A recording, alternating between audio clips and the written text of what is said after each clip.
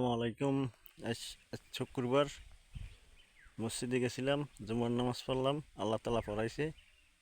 তো এই একটা কথাই বলি, মুসলমানের ঘরে যখন জন্ম হয়েছে অবশ্যই মুসলমানের সন্তান 5 ওয়াক্ত নামাজ পড়তে হবে।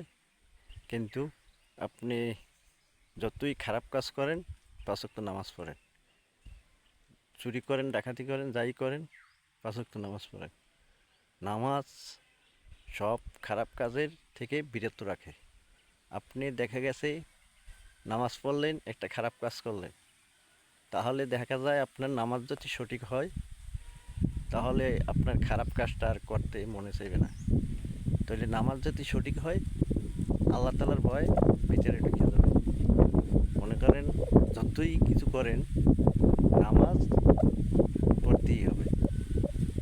সব দর্শক ভাইকে বলি, যারাই আমার ভিডিওটা দেখবেন মনোযোগ দিয়ে একটু শুনবেন। যদি আমি ভুল বলে থাকি আমার কমেন্ট বক্সে কমেন্ট করিয়া জানাবেন।